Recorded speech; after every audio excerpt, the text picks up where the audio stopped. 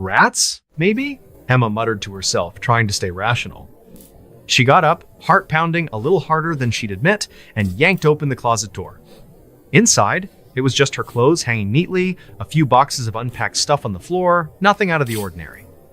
But as she scanned the back wall with her phone's flashlight, her breath caught. Etched into the wood, faint but unmistakable, was a carving, a spiral shape swirling inward with a single eye at its center. It looked old, weathered, like it had been there for years.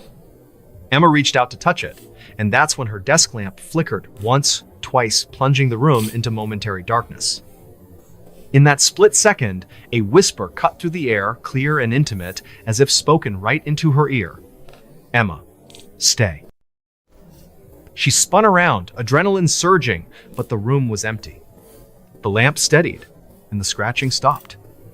Shaken but determined not to freak out, Emma slammed the closet door and grabbed her phone to text Sophie. No reply party must be loud. Instead, she called her resident advisor, Lucas, a laid-back junior majoring in history. He showed up a few minutes later, rubbing sleep from his eyes, and listened to her story with a half smile. Yeah, Hawthorne's got a rep, he admitted, shining his own flashlight into the closet. That symbol? It's been here forever. But hey, it's just old graffiti. Don't let it mess with your head. Pressed for more, Lucas relented. He told her about Clara Vance, a student from the 1972nd who'd lived in room 312. Clara was an art major, obsessed with esoteric symbols, and one night in October 1973, she vanished without a trace. Her door was locked from the inside, her window sealed shut, no signs of forced entry or exit. All that was left was her journal, filled with frantic sketches of that same spiral eye motif. The official police report called it a runaway case, maybe stress from school. But locals? They whispered that Clara had been taken by the dorm. Some even claimed to have seen her shadow in the mirror late at night, her eyes wide and pleading. Emma, ever the investigator, couldn't let it go. The next day, she headed to the college library's archives, a dusty basement room lined with yellowed newspapers and forgotten tomes. Digging through microfilm, she found a 1973 clipping from the Willow Creek Gazette, student missing from locked dorm room. It detailed how Clara's roommates heard scratching from her closet the night before she disappeared, and how the air in 312 had turned icy cold. Deeper in the stacks, Emma uncovered a student zine from the 1982nd titled Campus Shadows, which recounted whispers in Hawthorne and sightings of a thin, shadowy figure lurking in the third-floor mirrors after midnight. Then, on a whim, she searched Reddit. A thread from 2010 popped up. Anyone else hear voices in Hawthorne Hall? Is less than #0. 5# is greater than a user claiming to be a former freshman described hearing their name whispered from the closet at exactly 1 a.m., always accompanied by that pulsing scratch. As the days turned into weeks, the weirdness escalated. One morning, Sophie woke up screaming her art books, usually stacked haphazardly, were arranged on the floor in a perfect spiral, pages open to illustrations of ancient occult symbols. The girls hadn't touched them. That same week, the hallway lights on the third floor began dimming precisely at 1 a.m., casting the corridor in an unnatural gloom. Students reported hearing footsteps pacing outside their doors, slow, deliberate steps that always paused at room 312 before retreating. Emma's phone started glitching too. Apps would crash, and once, while recording a voice memo for class, it captured an unauthorized audio clip, a raspy voice murmuring, "Don't leave us." She played it back, chills racing down her spine. It wasn't her voice, or Sophie's. Then came the mirror incident. One foggy night after a shower, Emma wiped the steam from the bathroom mirror and froze. There, in the center, was a handprint too small to be hers, with elongated fingers that didn't look quite right. She touched it, and it vanished like smoke, leaving no trace. Sophie saw it too, her face paling. "Emma, this isn't funny. We need to get out of here." Desperate for answers, Emma reached out to Dr. Margaret Holt, a local historian and retired professor who'd written books on Virginia's forgotten past. They met at a cozy coffee shop off campus, where Margaret, with her wire-rimmed glasses and stack of yellowed documents, laid out Hawthorne's true history. The dorm wasn't just old, it was built in 1895 on the ruins of the Willow Creek Asylum, a 19th century institution for the mentally afflicted. In 1882, a patient named Eliza Morrow was confined to solitary in what would become the foundation of Room 312. Eliza, a young woman accused of witchcraft by superstitious townsfolk, ranted about watchers in the walls and a door in the dark that watches back. She carved spirals into her cell walls before disappearing one night. Door locked, no escape possible. Asylum records, which Margaret had unearthed from state archives, described Eliza's carvings as eyes that follow you, unblinking. But it got darker. A 1,920 seconds groundskeeper's log, hidden in the college's special collections, noted similar symbols etched into Hawthorne's basement during construction. Workers covered them up, dismissing them as vandalism, but one entry read, "The marks bleed when touched red like blood, then gone." Margaret leaned in, her voice dropping. "Emma, whatever's in that dorm, it's not a ghost. It's something older, tied to the land. And it doesn't let go." By late October, Emma was barely sleeping. The scratching had become a nightly ritual, growing louder, more insistent. Her dreams were plagued by visions of a woman in a tattered white gown, Eliza, perhaps, pointing to a swirling void. Sophie moved out temporarily, crashing with friends, leaving Emma alone. Determined to confront it, she set up her phone to record and waited that fateful night. At exactly 1 a.m., the scratching erupted not from the closet, but from all around, like the walls themselves were alive. The closet door creaked open on its own, revealing not darkness, but a faint, ethereal glow pulsing from within.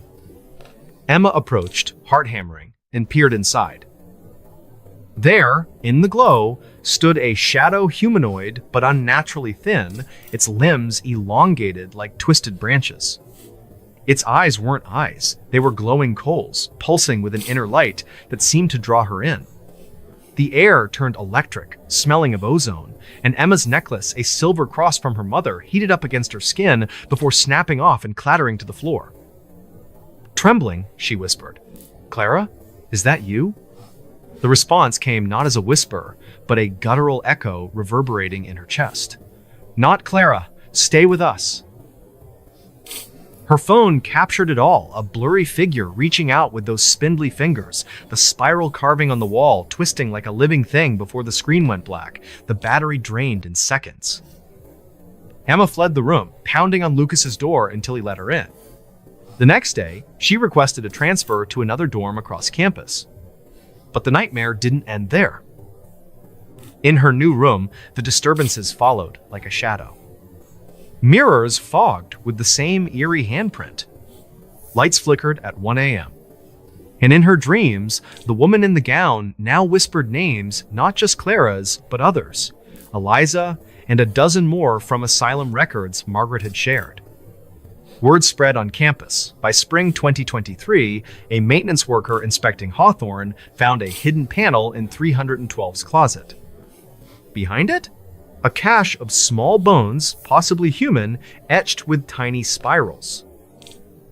Forensics couldn't date them precisely, but rumors flew. Remnants from the asylum, or worse, from those taken. Fast forward to 2024.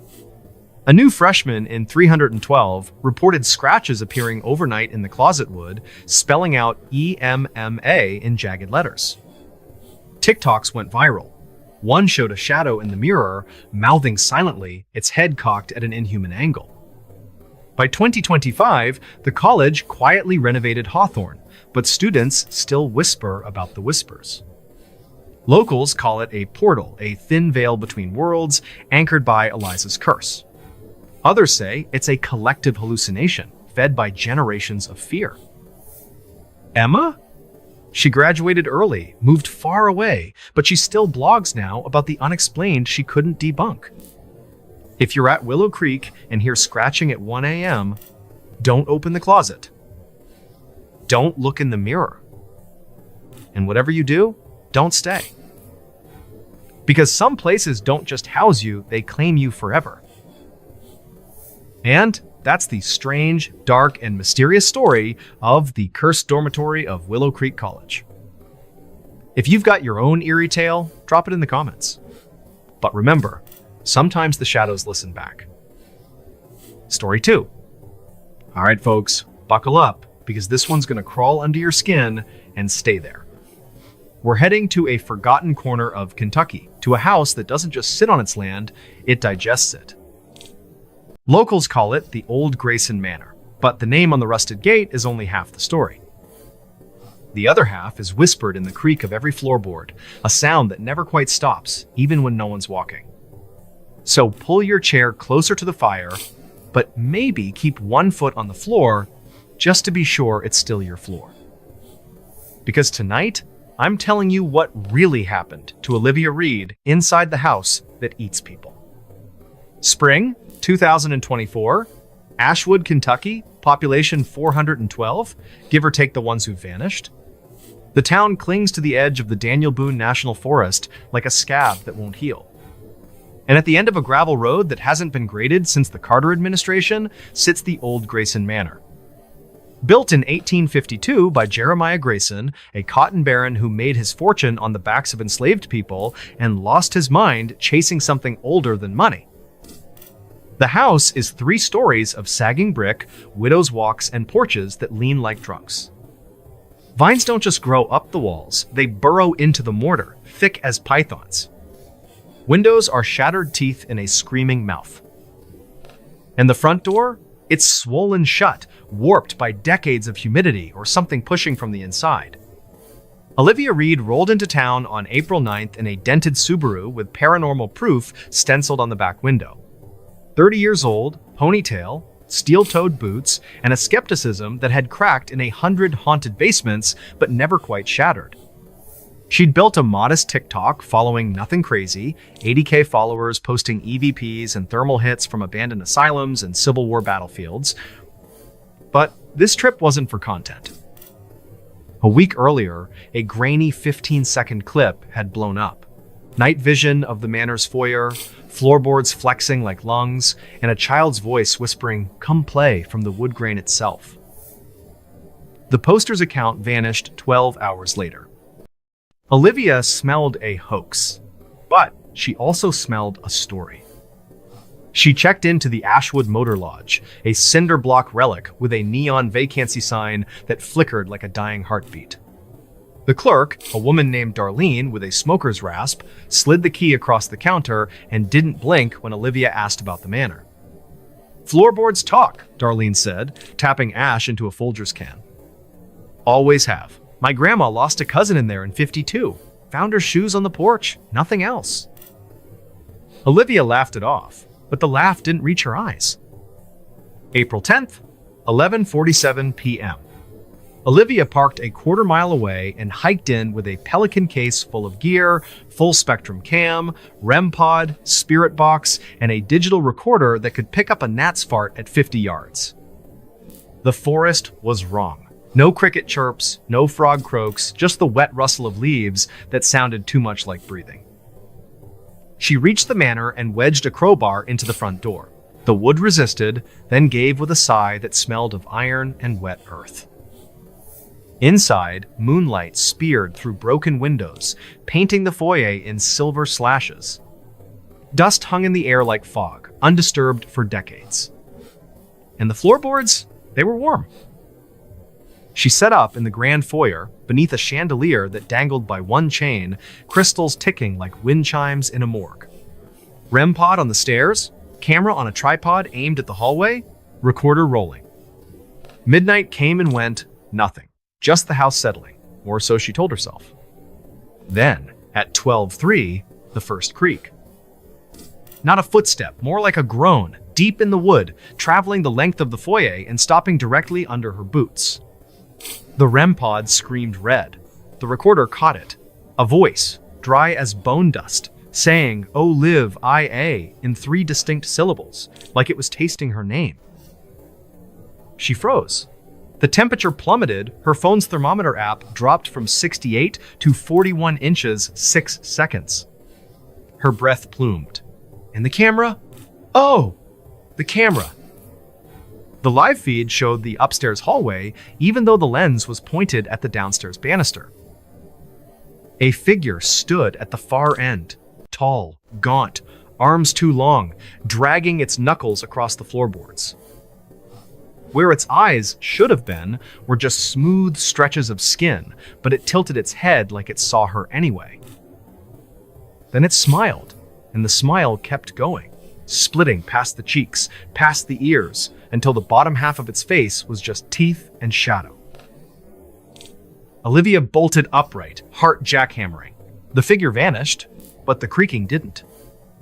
It followed her, step for step, as she climbed the stairs. Each tread bowed under her weight like flesh, warm and pulsing. At the top, the hallway stretched longer than the house's footprint, walls breathing in and out. Scratches marred the plaster, fresh and glistening. Staywithus, the letters oozing a black sap that smelled of pennies and rot. She swung her flashlight into the master bedroom. A floor-to-ceiling mirror, spiderwebbed with cracks, reflected not her, but a crowd. Dozens of faces pressed against the glass from the inside, mouths moving in perfect sync. Olivia, Olivia, Olivia. Their eyes were milk-white, pupils blown, and their hands left bloody prints that slid down the mirror like tears. She screamed, stumbled back, and the mirror shattered outward, shards hovering mid-air for a heartbeat before clattering to the floor. Where they landed, the wood absorbed them, drinking the glass like water. She ran, down the stairs, through the foyer, out the door, not stopping until she reached her car. The engine turned over on the 3rd try, and she peeled out, gravel spitting like buckshot. In the rear view, the Manor's windows glowed faintly red, pulsing in time with her heartbeat. Next morning, she met her cameraman, Ben Skeptic Callahan, at the Ashwood Diner. Ben was 6'4", built like a linebacker, and believed in exactly 3 things: lens flares, pareidolia, and black coffee. Olivia shoved her phone across the table, footage already queued. Ben watched, face unreadable. When the mirror scene hit, he paused it, zoomed in on a single frame. In the reflection, behind the crowd of faces, stood times Olivia herself, asterisk, but wrong eyeless, grinning, one hand raised in a wave. "Deep fake," Ben muttered, but his voice cracked. The waitress, Mabel, refilled their cups without asking. 72 years old, hair like steel wool, eyes that had seen too much. "Grayson's?" she said. Not a question. Whole family went missing in 78, October 31st. House was locked from the inside, chain on the door, windows nailed shut. Sheriff kicked it in 3 days later. Furniture right where it should be. Plates on the table, food still warm. But the floorboards. She trailed off, tracing a circle on the table with a gnarled finger. Carved up like a butcher's block. Spirals and eyes, and the smell, Lord, the smell. Like a slaughterhouse in July. Olivia's research spiral began that afternoon. Ashwood Library, microfiche room, air thick with mildew and despair. 1,878 newspaper. Crayson family vanished, foul play suspected. No bodies, no blood, just an empty house and a diary found in Jeremiah's study. Entry dated October 30th. The voices are louder now. They know my name. They want the children. I have given them blood, but it is not enough. The wood hungers. Another entry, ink smudged with what looked like tears. The floorboards sing when I sleep. They promise eternity. I am so tired. 1,923 police report. A drifter named Silas Crow squatted in the Manor for 3 nights. Found babbling in the town square, fingernails torn off, claiming the house ate his shadow. Committed to an asylum in Louisville. Hanged himself with his bedsheet a week later. Sheet was clean, no ligature marks on his neck. 1987, a teenage couple broke in on a dare. Girl made it out, boy didn't. Searchers found his Polaroid camera in the cellar. Last photo, the boy's own face, but the eyes were scratched out with something sharp. The girl? She still lives in Ashwood. Won't speak, but every October 31st, she stands at the edge of the forest and screams at the manor until her voice gives out. Olivia needed more. She tracked down Dr. Evelyn Hart, retired history professor, last person to access the manor's sealed county records. Hart's house smelled of lavender and old paper. She poured tea with shaking hands. Jeremiah Grayson wasn't just a planter, she said. He was a student of the old ways, traveled to Haiti, Jamaica, the Carolina Lowcountry, collected grimoires bound in human skin. The manor's foundation? Built atop a pre-Columbian ritual site. The surveyors in 1851 found bones, hundreds arranged in spirals. Grayson paid them to shut up and pour the concrete anyway. Hart slid a photocopy across the table. A letter from Jeremiah's wife, Eliza, dated September 1878. He speaks to the wood now, cuts himself, and lets it drink. The children hear lullabies from the floor. I fear we are not alone in our skins. On the back, in different ink, the binding is complete. We are the house now. April 15th. Olivia and Ben returned at dusk, armed with better gear and worse nerves. They set up in the cellar, this time a cavernous space with stone walls, sweating moisture, and a dirt floor that shifted when you weren't looking directly at it. The wooden staircase down was the only wood in the room, and it creaked constantly, like something pacing above. At 1:17 a.m., the spirit box erupted in static, then a child's voice, "Daddy's home." The REM pod went berserk. Ben's thermal camera caught a heat bloom in the center of the room, human-shaped, but the core temperature read 212 degrees Fahrenheit, boiling. Then the floorboards above them bowed downward, sagging like a trampoline. Dust rained. The creaking became a chorus, dozens of voices layered, men, women, children, all saying the same word in different languages. Stay, rest, bleed, queda. Olivia's recorder picked up a new sound, wet smacking, like lips on meat. Ben swung his flashlight up. The underside of the floorboards was moving, faces pushed through the wood, mouths open, tongues lolling, eyes rolling white. One reached down, fingers elongating, and brushed Ben's hair. He screamed a sound Olivia had never heard from him and bolted up the stairs. Olivia followed, but her boot stuck. The wood had closed around her ankle like a mouth. She yanked free, leaving her boot behind, and felt warm liquid on her sock blood, but not hers. The cellar door slammed shut above her. Darkness swallowed everything except the red glow seeping between the floorboards. She pounded on the door, screaming for Ben. No answer. Just the wet smacking, closer now. She found the spare flashlight in her pack, clicked it on. The beam caught the far wall. A mural carved into the stone, spirals within spirals, and at the center, a tree made of human arms, fingers twitching. The floorboards above creaked in a rhythm, left, right, coming down the stairs. She ran to the opposite side of the cellar, found a rusted coal chute, and clawed her way out into the night. Ben was gone. His truck was still in the driveway, driver's door open, keys in the ignition. Olivia called 911. Deputies arrived at dawn, searched the house, found nothing. No Ben, no boot, no blood. Just fresh scratches on the cellar door. BENISHOME. Olivia left Ashwood that day, but the manor didn't leave her. Back in her Louisville apartment, the hardwood floors started creaking at 2-3 a.m. every night. Not randomly, patterns. Morse code, she realized after the third week. The message was always the same, OLIVIACOMEHOME. Her mirrors fogged with breath that wasn't hers. Her reflection lagged half a second behind. She stopped sleeping, started hearing the wet smacking under her bed. May 2024, a new TikTok account posted from her phone, though she hadn't touched it in days. The video was 47 minutes long, live-streamed from inside the Manor's master bedroom. It showed Olivia, barefoot, eyes rolled white, carving spirals into the floorboards with a kitchen knife. Is less than Hasham. 2 hash is greater than. She was smiling. The chat exploded. Fake. CGI. She's trolling. At the 46-minute mark, she looked up at the camera and said, in a voice that was hers, but layered with dozens of others, "The wood is thirsty." Then she pressed the blade to her throat and dragged it across. The feed cut to black. When police kicked in her apartment door an hour later, they found her asleep on the couch, unharmed, knife in the sink. The video was gone from her phone. But the floorboards in her living room? Fresh spirals, still wet.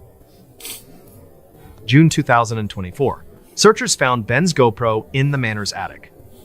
The memory card held one file, 12 minutes of footage. It started with Ben running up the cellar stairs, screaming Olivia's name. The camera jostled, then steadied on the foyer. The front door was open, moonlight spilling in. Ben whispered, "Thank God," and stepped outside. But the footage didn't show the porch. It showed the cellar again. Same angle, same dust motes in the air. Ben spun around, confused. The door behind him was gone, just stone wall. The creaking started above him. He looked up, and the lens caught it. The ceiling lowering, floorboards descending like a press. Ben's last words, "It's inside the wood. It's in the..." The feed cut as the wood touched the camera lens, smearing it with something red. 2025. The Manor still stands. The county condemned it, but the demolition crew quit after the first day. Their foreman reported the wrecking ball bouncing off the foundation like hitting rubber. One worker swore he saw faces in the brick, mouthing more. Drones sent in for survey footage show the interior changing hallways, lengthening, stairs spiraling into nowhere. And every night at 2-3 a.m., the local police scanner crackles with a child's voice. "Come play." Callers traced to the Manor's landline, disconnected since 1978. Olivia hasn't been seen since May. Her apartment's been rented to a new tenant, a young couple. They lasted 3 weeks, left a note for the landlord. "The floors won't stop talking. They know our PIN numbers." The new tenants? They're influencers, planning a 24-hour challenge. Their last post, 3 hours ago, a photo of the foyer, caption, "Who's ready to hear the house sing?" The top comment, from an account with no profile pic, "Don't step on the wood, it remembers." So here's the thing. The old Crayson Manor isn't haunted by ghosts. It's a mouth. The floorboards are teeth. The walls are a throat. And it's still hungry. If you're ever in Ashwood and you hear creaking at 2-3 a.m., don't check the floor. Don't look in the mirror. And whatever you do, don't answer when it says your name. Because some houses don't let you leave. They let you in, and then they close the door from the inside. Story 3. All right, folks, buckle up for a story that's strange, dark, and mysterious. This one comes straight out of the heartland, from a place where the rails run deep and the nights get colder than they have any right to. Like I always say, sometimes the truth, or at least the stories that refuse to stay buried, hits harder than any fiction. So if you're listening to this on a late night drive, maybe keep the windows rolled up. Because today, I'm telling you the tale of the ghost train at Union Station. Picture this. It's the dead of winter, December 2020 in Kansas City, Missouri. Union Station looms like a cathedral of steel and stone, a Beaux-Arts masterpiece built back in 1914, its 95-foot clock tower stabbing into the night sky. By day, it's a bustling hub, Amtrak trains pulling in, tourists snapping photos under the massive chandeliers, kids chasing each other across the marble floors. But after the last train departs and the visitors trickle out, the place transforms. The echoes stretch longer. The shadows pool thicker, and the air carries a faint, unmistakable smell, like coal smoke and wet iron, even though the last steam engine left these tracks decades ago. Our story centers on Jake Harper, a 32-year-old night janitor who'd been mopping these floors for 2 solid years. Jake was the kind of guy who trusted what he could see, touch, and smell. He'd grown up in a small town outside Wichita, fixed tractors for his dad, and could rebuild a carburetor blindfolded. Ghosts? Urban legends? Load of crap, he'd grunt whenever his coworkers swapped stories in the break room. Old buildings creak. End of discussion. But even Jake couldn't ignore the way Union Station felt after midnight, like it was holding its breath, waiting for something.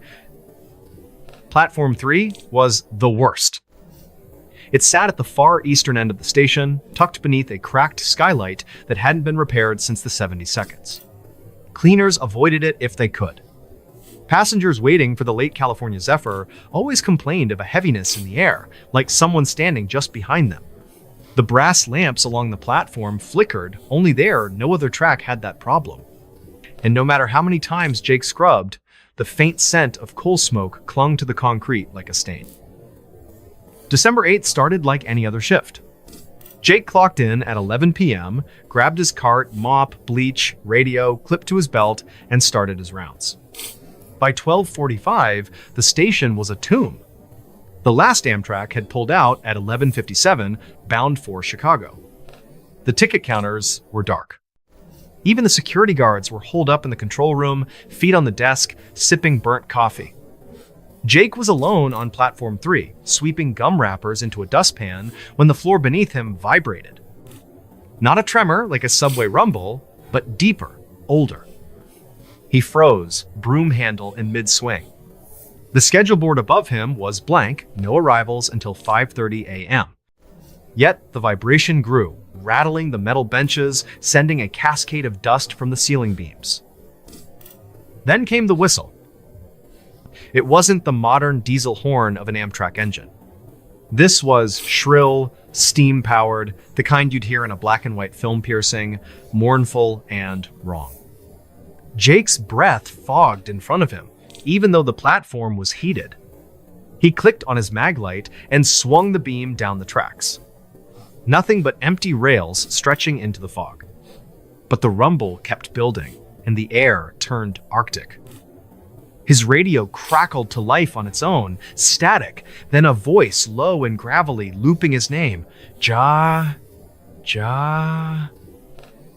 That's when he saw the headlights.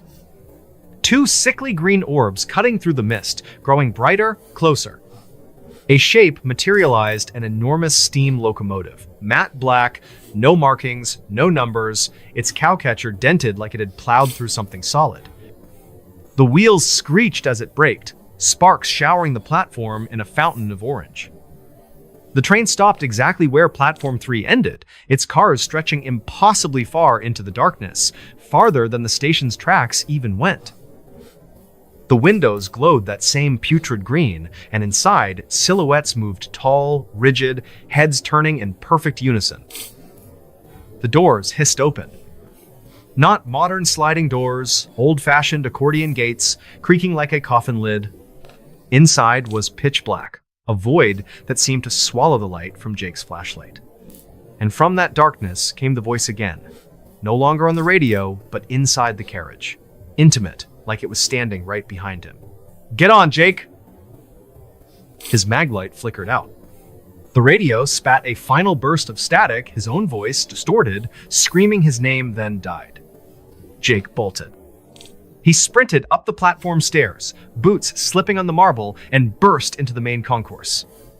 The chandeliers overhead dimmed to a sickly amber, and in the shadows beneath the grand clock, he saw them figures in 1,930 seconds attire, men in fedoras, women in cloche hats, all pale as moonlight, watching him with eyes that reflected the green glow from below.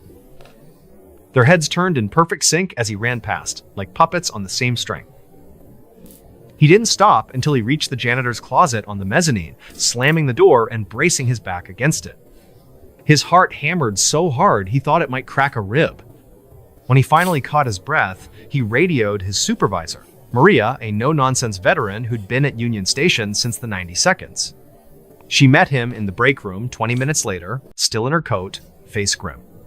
"Platform 3?" she asked. Jake nodded, barely able to speak. Maria sighed, poured him coffee with shaking hands, and told him the story everyone whispered but no one said out loud. It started in 1933. The Midnight Express was a crack passenger train running the Kansas City St. Louis line, known for luxury Pullman cars and a schedule so tight you could set your watch by it. On December 8th, exactly 87 years to the day before Jake's encounter, a brutal blizzard slammed the Midwest. Ice coated the rails outside the city. Visibility dropped to 0. The train never slowed. At 12:57 a.m., it hit a switch frozen in the wrong position and derailed just east of Union Station, plowing into a freight yard. 27 souls lost passengers, crew, a mail clerk crushed in the wreckage. The conductor, Elias Kane, was last seen in the cab screaming into the radio, "The line stays open! The line stays open!" His body was never recovered. The official report blamed ice and human error. But survivors told a different story. They swore the train's headlamps turned green minutes before the crash, an impossible color for the era's bulbs. One woman claimed Elias's eyes glowed the same shade as he fought the controls. And in the twisted metal, investigators found the cars warped into spirals metal bent like taffy, defying physics. Maria slid a folder across the table. Inside, a 1,933 Kansas City Star clipping, yellowed and brittle. 27 dead in Midnight Express horror. A grainy photo showed the wreckage cars accordion folded, but in the background, a faint silhouette of an intact locomotive, black as coal, untouched by the crash. The caption made no mention of it. "That's not the train that derailed," Maria whispered. "That's the one that comes back." Jake couldn't let it go. The next night, he stayed late on purpose. He brought a digital recorder, a GoPro, and a thermos of coffee strong enough to wake the dead. At 12:55 a.m., the temperature plummeted. The lights on Platform 3 flickered in sequence, like a heartbeat. The rumble started low, building until the benches vibrated. The whistle screamed again, and the black train rolled in, same as before, but slower, deliberate. This time, Jake didn't run. He stood at the yellow safety line, GoPro rolling, and called out, "Elias Kane, what do you want? Is less than hay shown? 0 hash is greater than..." The doors opened wider. A figure stepped onto the platform, tall, in a conductor's uniform from the 30 seconds, cap pulled low. His face was wrong skin, translucent, eyes twin green lanterns. He raised a gloved hand, and Jake felt an icy grip on his shoulder, though the figure was 10 feet away. The whisper came from everywhere and nowhere. "Ride with us. The line stays open." Jake's GoPro caught 30 seconds of footage, the conductor's face dissolving into shadow, the train's interior stretching into an endless tunnel of green light, rows of passengers with glowing eyes turning to stare. Then, the lens cracked spiderweb fractures, spreading from the center, and the battery died. The train vanished as suddenly as it came, leaving only the smell of ozone and a single brass button on the platform engraved with ME 1933. Jake quit the next day. He packed his apartment in 48 hours and moved to St. Louis, took a warehouse job, swore off trains forever. But the ghost followed. His new clock radio turned on at 1 a.m., static whispering his name. His car's GPS once rerouted him to Platform 3, Union Station Mid-Drive. In 2024, a new janitor at Union Station found a 1,933 pocket watch under a bench on platform, 3 hands spinning backward, engraved EK. In 2025, a tourist's photo went viral. A black steam engine on the tracks, timestamped 1:1 a.m., but the platform empty in real time. Union Station still runs trains. Amtrak? Freight? The works. But Platform 3? It's different. The schedule board glitches at 12:59 a.m., flashing Midnight Express on time. Security cameras show static at 1 a.m. sharp. And every winter, on December 8th, the whistle echoes through the station, clear as day, even with no trains in sight. Locals say Elias Kane is still out there, bound by his vow, collecting passengers for a ride that never ends. Some claim the train isn't just a ghost, it's a door. A one-way ticket to wherever the Midnight Express was really headed that night in 1933. So, if you're ever at Union Station after midnight and hear that whistle, don't look down the tracks. Don't check the schedule board. And whatever you do, don't step on to Platform 3. Because some trains aren't taking you home, they're taking you somewhere else. And that's the strange, dark, and mysterious story of the ghost train at Union Station. If you've got your own brush with the rails, drop it in the comments. But remember, sometimes the whistle isn't calling the train. It's calling you. Story 4. All right, folks, buckle up for a story that's strange, dark, and mysterious. This one slithers out of the American Southwest along a ribbon of cracked asphalt that's seen more dreams die than come true.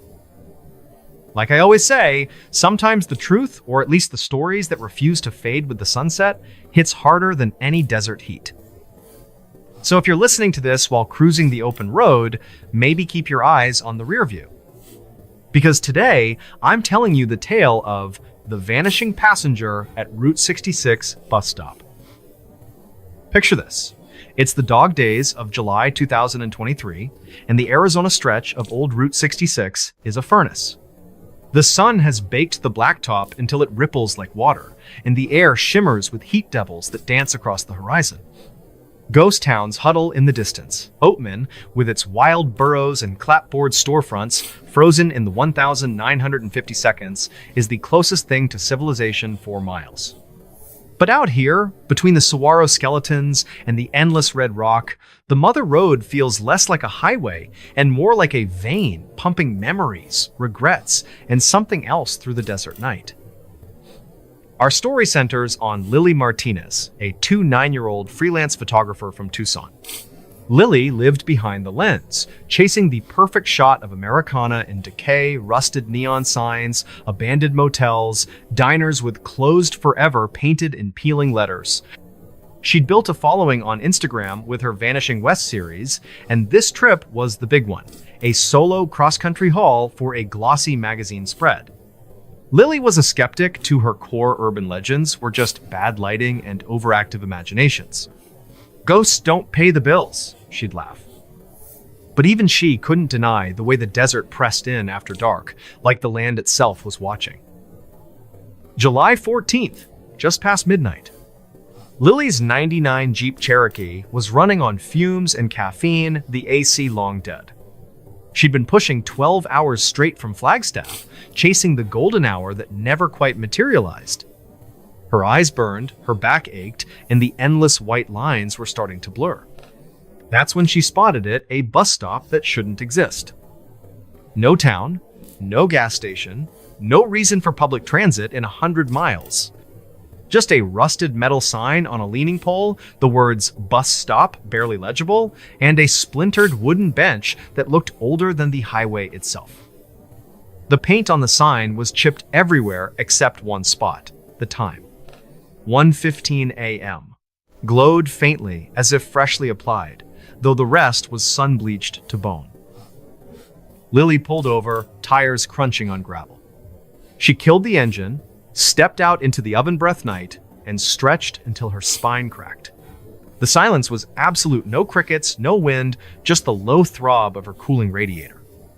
She grabbed her Nikon from the passenger seat, planning a quick shot of the sign for the irony file. That's when she saw him. A man sat on the bench.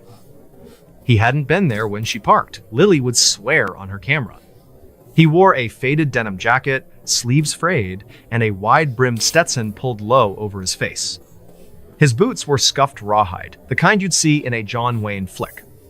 He sat perfectly still, hands on his knees, staring down the empty road like he'd been waiting since the Eisenhower administration. Lily's skin prickled. "Hey," she called, voice cracking in the dry air. "You okay out here?" The man lifted his head. His face stayed in shadow, but his voice floated across the 10 feet between them, soft, almost melodic, with a faint drawl. "Waiting for the 1:15 bus, miss. We brank 24 and 5 to 2. Lily glanced at her phone, no service, but the clock read 12:58 a.m. "Buddy, nothing's running out here till morning, if ever," she said, forcing a laugh. He tilted his hat back just enough for moonlight to catch a smile. "It's always on time for me." A chill cut through the 90-degree night. Lily raised her camera, more reflex than thought, and snapped a frame. The flash strobed white across the desert. When her vision cleared, the bench was empty. No footsteps in the dust. No heat shimmer. Just the sign swaying slightly, though there was no wind. Her stomach dropped. She checked the camera's screen and froze. The photo showed the man exactly as she'd seen him, but his eyes, they were pure white, no pupils, no irises, glowing like twin moons. And he was staring straight into the lens, smiling wider than physics allowed. Lily stumbled back to her Jeep, heart jackhammering. The key turned, but the engine coughed once, twice, then roared to life. As she peeled out, her radio, dead for hours, crackled awake. Static, then a voice, not music, not DJ chatter, but the man's drawl layered over itself. "Stay for the bus, stay for the bus." The dash clock froze at 1:15. She floored it, tires screaming, until the stop vanished in her mirrors. 20 miles later, she rolled into a 24-hour Sinclair station on the edge of Kingman, hands shaking so bad she could barely pump gas. The clerk, Gus, an old-timer with a face like cracked leather and a name tag older than Lily, took one look at her and poured coffee without being asked. "Oatman's stop?" he grunted. Lily nodded, spilling the story. Gus's eyes narrowed. "That'd be Henry Cole," he said, voice low. "Been waiting since 54. He slid a faded Polaroid across the counter. A grainy shot of the same bench, same sign, same man denim jacket, hat, white eyes staring at the camera. "Took this in '89, Gus said. He was gone when the flash popped. Then he told her the crash. July 14th, 1954, exactly 69 years earlier. A Greyhound Cine Cruiser, packed with 38 souls, headed from LA to Chicago, hit black ice on a curve near the stop. The driver overcorrected, the bus rolled, and fire swallowed the wreckage before help arrived. Everyone died. But the manifest listed 39 passengers. The extra? Henry Cole, a drifter who'd hitched a ride in Barstow, no ID, no luggage, just a denim jacket and a promise to catch the next ride, wherever it goes. His body was never found in the charred remains. Survivors, nearby motorists who saw the crash, swore the bus's headlights flashed pure white seconds before it veered. Gus leaned in. Henry shows up every year on the anniversary, sits on that bench, asks for the 115. And if you talk to him, he tapped the Polaroid. He don't let go easy. Lily couldn't sleep. She holed up in a Kingman motel, but at 1:15 a.m. sharp, the room's ancient CRT TV flickered on static, then the man's face filling the screen, white eyes unblinking. The mirror fogged with a handprint too large to be human. Her Nikon, charging on the nightstand, chimed 47 new photos. She scrolled every shot from the last 24 hours, now had Henry in the frame, standing just behind her, smiling. She drove to the Mojave Museum at dawn, digging through microfiche and dusty files. A 1,954 Arizona Republic headline. 39 TH passenger missing en route 66 Inferno. A survivor's statement. Henry had been muttering all night. The ride ain't over, the ride ain't over. A 1,962 trucker's log donated by his widow picked up a hitchhiker near Oatman Stop. Denim jacket, no shadow. Vanished when I blinked.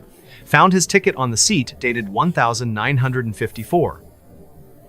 Lily contacted Clara Webb, a Route 66 historian who'd written 3 books on the highway's ghosts. They met at a diner in Seligman, Clara sliding a manila folder across the Formica. Inside, a 1,954 police sketch of Henry, same jacket, same hat, but the artist's note. Eyes drawn from witness memory subject claims they were like headlights. A 1,978 Navajo elders' oral history recorded on cassette. The stop sat on an ancient trail where walkers lured travelers into the spirit world. And a Polaroid from 1,985 Clara's own, showing Henry offering a ticket that crumbled to ash in her hand. The disturbances escalated. Lily's GPS rerouted every destination to bus stop, 1:15 a.m. Her motel keycard demagnetized at 1:14, remagnetized at 1:16. One night, she woke to find her car keys arranged on the comforter in a perfect spiral. And every photo she took now carried a watermark in the corner. H.C. 115. July 14th, 2024, 1 year later. Lily returned. Not for the magazine. Not for proof. For answers. She parked at 1250A, M camera rolling on a tripod, voice recorder in her pocket. The desert was silent. Then the temperature plunged. The signs 1:15 a.m. began to glow, not reflect, glow like neon under blacklight. Henry materialized, flickering like bad film reel. His shadow didn't touch the ground. His voice came from everywhere. Seat saved, Lily. Ride with me. Headlights appeared on the horizon, pure white, no vehicle attached, just 2 beams floating above the asphalt. A low rumble built. Not an engine, but a heartbeat. The bench creaked as Henry stood, extending a hand. His fingers were too long, joints bending wrong. Lily's camera flashed on its own, click, click, click. The screen showed the bus now. A silver Greyhound, windows packed with passengers, all turning to stare, all with white eyes. Henry stepped closer. His face glitched, skin dissolving into static, revealing something underneath, not bone, not flesh, but light. The ride never ends, he whispered, breath cold as dry ice. Lily's recorder caught it all, then the lens cracked, spiderwebbing from the center. She ran. The Jeep started on the first try, and she floored it, dust plumes swallowing the stop. She never went back. But Henry did. In 2025, a German tourist's dash cam caught him sitting on the bench at 1:15 a.m., then gone in the next frame. A trucker found a denim scrap pinned under the sign embroidered HC in red thread that smelled of smoke. And every July 14th, the stop's dust arranges itself into footprints leading nowhere. Lily sold her camera, deleted her portfolio, moved to Seattle. But at 1:15 a.m., her smartwatch still vibrates. Bus stop, now boarding. Route 66 stretches on, endless and unforgiving. The stop waits under the stars, bench polished smooth by unseen hands. If you're driving alone and see a man in denim waving you down, keep the pedal down. Don't check the time. And whatever you do, don't stop. Because some passengers aren't waiting for the bus, they're waiting for you. And that's the strange, dark, and mysterious story of the vanishing passenger at Route 66 bus stop. If you've got your own Mother Road nightmare, drop it in the comments. But remember, sometimes the road doesn't take you where you're going. Sometimes it takes you where you belong. Story 5. All right, folks, brace yourselves for a story that'll make your skin crawl and keep you away from secluded lakeside homes forever. This one's about a place so drenched in dread, so steeped in horrors that cling to its walls, that it's become a whispered nightmare in a small Wisconsin town. On Lakeview Drive, there's a villa with a past so dark, it doesn't just haunt, it hungers. It's strange, it's terrifying, and it's deeply, bone-chillingly mysterious. Like I always say, sometimes the truth is weirder and far scarier than anything you could dream up. So, lock your doors, because I'm about to tell you the story of the haunted villa on Lakeview Drive. It was the winter of 2024 in the quiet town of Willow Lake, Wisconsin, where the villa on Lakeview Drive, a decaying Gothic mansion from the 1872, loomed over the frozen shore of Lake Winnebago. Ethan Caldwell, a 5-year-old true crime podcaster, rented the villa for a month, chasing rumors of its gruesome history for his next episode. The house was a wreck, peeling wallpaper, warped floorboards, and a stench of rot that no cleaning could banish. Locals warned Ethan to avoid it, whispering about the hungry house that eats its guests, but Ethan, a hardened skeptic, laughed it off as rural superstition. On January 9th, Ethan was recording in the villa's study at 3 a.m., the witching hour when the world feels wrong. The air was heavy, the lake outside silent under a crust of ice. Then he heard a wet, dragging sound, like something heavy being pulled across the floor above. His recorder picked up a low growl, not animal, but guttural, inhuman, followed by a whisper. "Ethan, feed us." The room's temperature plummeted, his breath clouding, and his laptop screen glitched, showing a live feed of the hallway, a figure, hunched and eyeless, clawing at the walls. Ethan grabbed a flashlight, heart hammering, and checked the upstairs hallway. It was empty, but the walls were slick with a black, oily substance that smelled of decay. Scratches marred the wood, forming words, "Stay forever." His phone, left in the study, began playing his podcast, except it wasn't his voice, but a chorus of screams, chanting his name. The lights flickered, and in the mirror at the hall's end, he saw not his reflection, but a mass of writhing shapes, their mouths gaping, eyeless faces pressed against the glass. Panicked, Ethan called his friend Mia, a local bartender who'd tipped him off about the villa. She arrived, pale, and admitted the house was cursed, tied to a 1902 massacre. The villa's first owner, Dr. Elias Morrow, a surgeon obsessed with the occult, was rumored to have experimented on vagrants, draining their blood in the basement for rituals to bind the hungry ones. When townsfolk stormed the villa, they found 13 bodies, mutilated, and Elias gone, his journal describing a door in the walls that demanded sacrifice. The villa was sealed until the 1982 when it reopened as a rental only for guests to vanish or flee, raving about eyes in the dark. Ethan dug into the town's archives.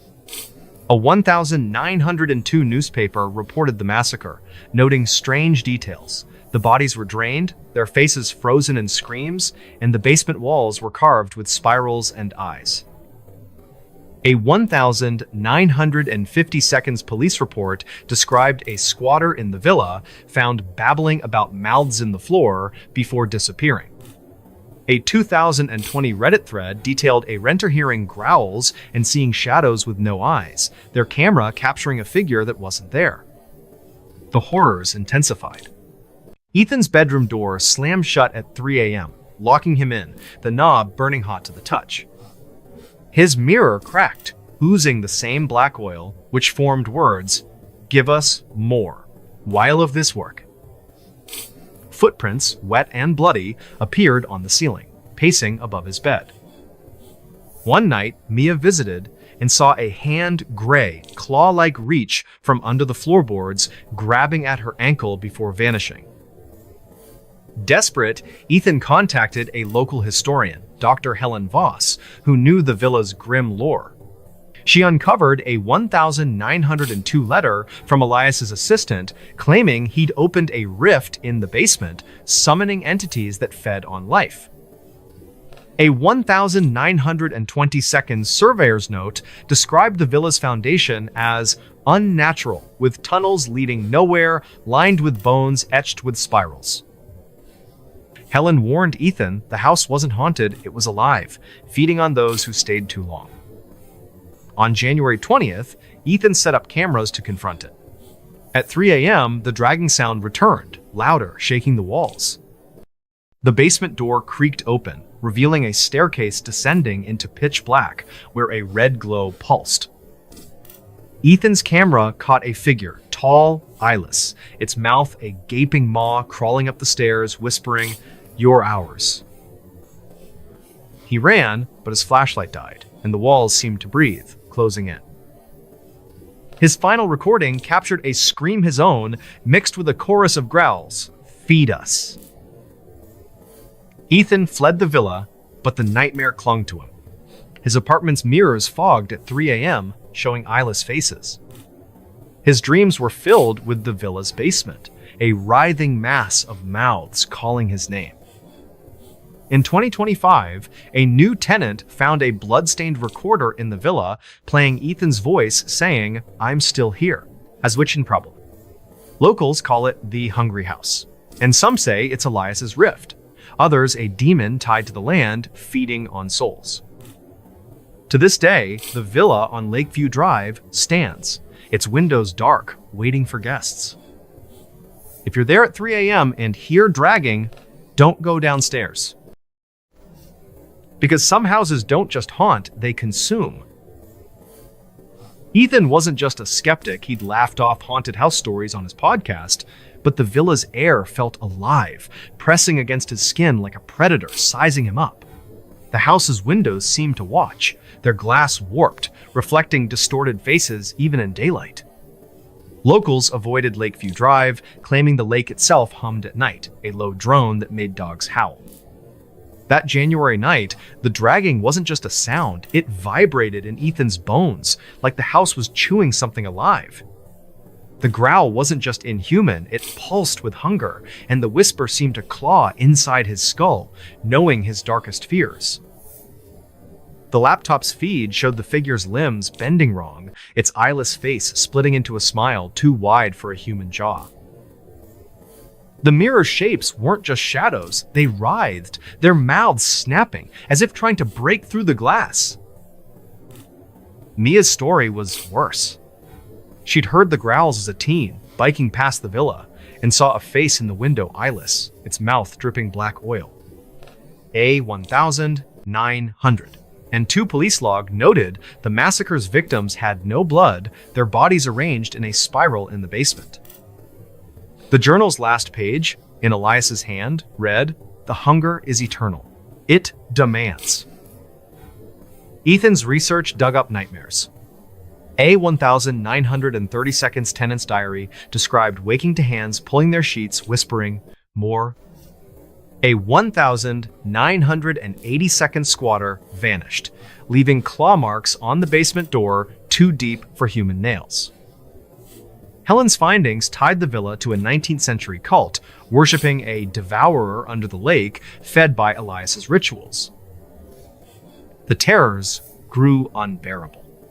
Ethan's bed shook at 3 a.m., as if something beneath clawed upward. The black oil seeped from light fixtures, pooling into shapes that crawled toward him. A neighbor heard screams from the villa, but police found it empty except for bloody footprints circling the basement.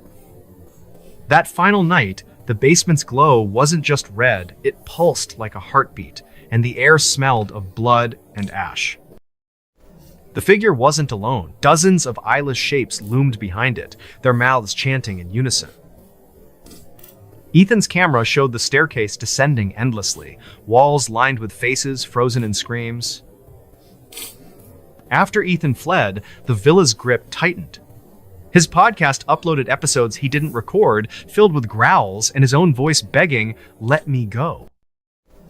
A 2025 hiker found bones near the lake, etched with spirals smelling of rot. The villa stands, its doors unlocked, waiting. If you hear dragging at 3 a.m., run. Because the villa doesn't just want you, it's starving. Story 6. All right, folks, hold on tight for a story that'll make you steer clear of forgotten backroads and abandoned towns. This one's about a place so cloaked in dread, so tangled in whispers of the lost, that it's become a chilling legend in the deep woods of Maine. In the heart of Hollow Pines, a village erased from maps, something lingers in the shadows, waiting for those who wander too close. It's strange, it's terrifying, and it's deeply mysterious. Like I always say, sometimes the truth is weirder and far scarier than anything you could dream up. So, keep your flashlight handy because I'm about to tell you the story of the forgotten village of Hollow Pines. It was the fall of 2023 in the dense forests of northern Maine, where the village of Hollow Pines, abandoned since the 1942, lay hidden off a forgotten logging road. Sarah Ellis, a 27-year-old urban explorer and vlogger, heard rumors of the village from an online forum and set out to film its ruins for her channel. The path to Hollow Pines was overgrown, the air thick with pine and decay, and the few locals in nearby Millinocket warned her to stay away, muttering about a place that keeps what it takes. Sarah, a thrill seeker who'd explored dozens of abandoned sites, brushed it off as small-town folklore. On October 12th, Sarah reached Hollow Pines at dusk, her camera rolling. The village was a skeleton of rotting cabins, a collapsed church, and a sagging mill, all swallowed by moss and vines. The silence was oppressive, broken only by the creak of warped wood. As she filmed the church, her camera glitched, capturing a faint hum like voices chanting beneath the ground.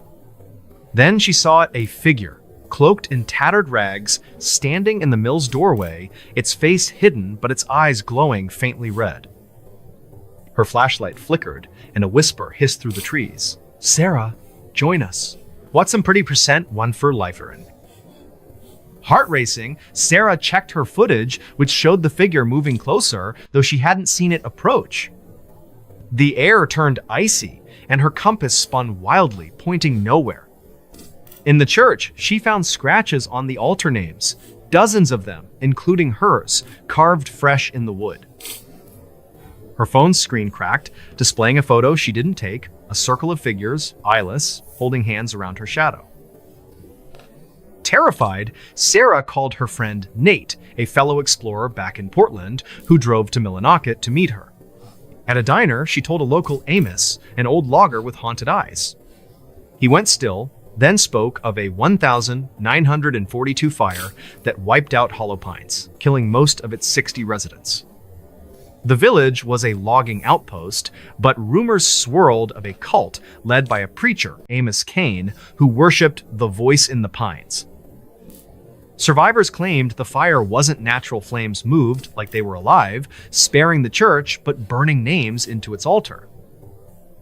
Sarah dug into the archives at Millinocket's library. A 1942 newspaper clipping described the fire, noting oddities. Bodies were found charred, but arranged in a circle, and Kane's body was missing. A 1960 hiker's journal found in the library mentioned seeing figures in Hollow Pines chanting at dusk, vanishing when approached. A 2017 Reddit post detailed a camper hearing their name whispered in the village, their tent slashed with the word "stay." The horrors grew worse. Sarah's camera kept recording after she turned it off, capturing footsteps circling her tent at night. The villages, dry for decades, bubbled with black water that smelled of ash. Nate, joining her for a second trip, saw shadows in the mill, their limbs too long, crawling on walls like spiders. One night, Sarah's sleeping bag was dragged toward the church while she slept, stopping only when she screamed. Desperate, Sarah contacted a local historian, Dr. Clara Holt, who knew Hollow Pines' dark past. Holt found a 1942 letter from a survivor claiming Kane's cult opened a gate in the church, summoning something that fed on the living.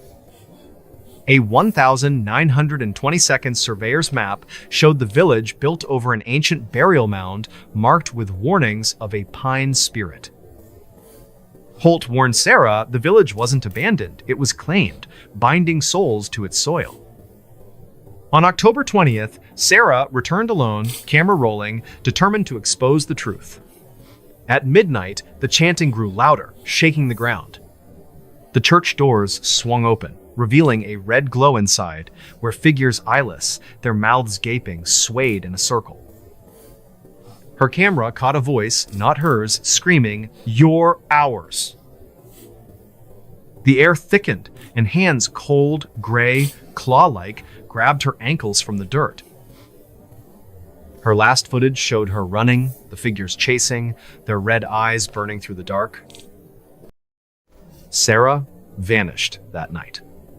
Nate found her camera in the church, its battery dead, but the footage intact, showing her face, pale, mouthing, "I'm still here." Her backpack was found in the well, soaked in black oil. In 2025, a hiker reported seeing Sarah's figure in Hollow Pines, standing in the mill, her eyes red, whispering names.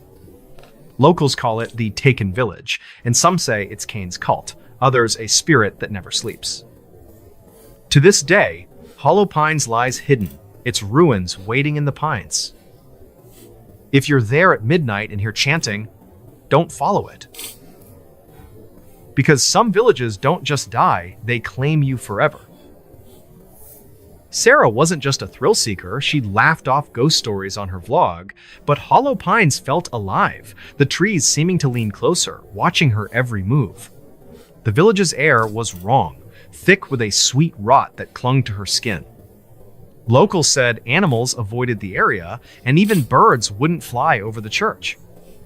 That October night, the hum wasn't just voices, it pulsed like a heartbeat, shaking dirt from the church's rafters. The figure in the mill didn't just stand its head twisted, unnaturally slow, its red eyes boring into Sarah's soul. The whisper didn't just say her name, it knew her fears, pausing when she thought of running.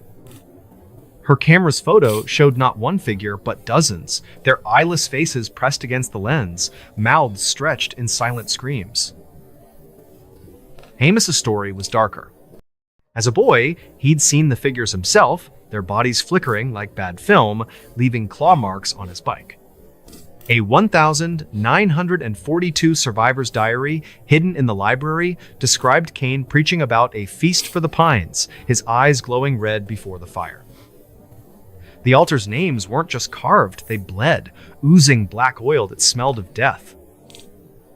Sarah's research uncovered terrors is less than #0. 5 hash is greater than a 1,950 seconds Ranger's log noted footprints in Hollow Pines, leading to the church but never out. A 1,980 seconds camper vanished, their tent found shredded with Join US scratched into nearby trees. Holt's findings tied the village to a 17th century legend of a pine wraith, a spirit that devoured souls, lured by Cain's rituals. The nightmares escalated. Sarah's tent was slashed nightly, the cuts forming spirals. The church's windows glowed red at midnight, showing shadows that danced without light. Nate's skin burned where the shadows touched him, leaving marks like teeth. One night, Sarah woke to her own voice, whispering from the well, begging her to come down. That final night, the church wasn't just glowing, it pulsed, the walls bending like flesh. The figures didn't just sway, they crawled, their limbs snapping, bodies merging into a writhing mass. Sarah's footage showed hands bursting from the ground, their fingers long and gray, pulling at her shadow as she screamed. After Sarah vanished, the village's grip tightened. Nate's dreams showed Sarah in the church, her face eyeless, chanting his name. A 2025 explorer found a bone in the well, carved with Sarah's initials, still wet with oil. A drone over Hollow Pines caught a shadow circle, moving under the trees, whispering, "Hollow Pines waits, its pines hiding secrets." If you hear chanting at midnight, run. Because some villages don't let you leave, they keep you forever. Story 7. All right, folks, grab your keys, check the deadbolt twice, and maybe sleep with the lights on tonight. Because this one isn't about a haunted house in the woods, it's about a haunted apartment in the middle of Brooklyn, where the walls have ears, the mirrors have teeth, and the rent is paid in something far worse than money. Locals on Willow Street don't talk about apartment 4B. They step around it, like avoiding a crack that goes straight to hell. So pull the blinds, mute your phone, and keep one eye on the closet, because tonight I'm telling you what really moved into the brownstone with Mia Torres. July 2024, Brooklyn, New York. Willow Street, Cobble Hill, tree-lined, gas lamps, million-dollar townhouses, the whole postcard. Except for number 47, a 4-story brownstone built in 1895 by a shipping magnate named Elias Vell. The facade is tired. Sandstone gone gray, iron railings flaking rust like dried blood, gargoyles over the stoop that look like they're chewing on something. Inside, the stairwell smells of boiled cabbage and despair. The mailboxes are stuffed with flyers no one reads. And on the 4th floor, behind a door painted the color of nicotine, sits apartment 4B, vacant for 8 months, rent slashed to $1,900, a steal in a neighborhood where closets go for $2,000. Mia Torres, 29, graphic designer, Queens native, signed the lease sight unseen. She'd been couch surfing after a breakup, needed walls that weren't her mom's. Harold Greaves, the landlord, met her on the stoop with a manila envelope and the jittery energy of a man late on alimony. Keys, lease, one rule: the bedroom closet stays locked, belonged to the previous tenant. Sentimental value. Mia laughed, city girl. Seen every scam. She signed. Harold's hand trembled when he took the pen back. July 11th, move-in day. The apartment was a time capsule.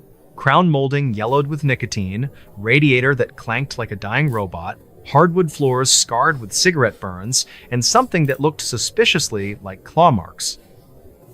A single window faced an air shaft so narrow you could high-five the neighbor's cat. The bedroom closet, oak, 6-panel, brass knob, had a padlock the size of a hockey puck. Mia dumped her boxes, ordered Thai, and cracked a beer. At 11:58 p.m., the lights flickered. Not a brownout flicker, deliberate. On, off, like breathing. July 12th, 2:03 a.m. Mia was at her desk, Wacom tablet glowing, sketching logos for a crypto startup that would probably rug pull by Christmas. The hum started low, subwoofer deep, vibrating in her molars.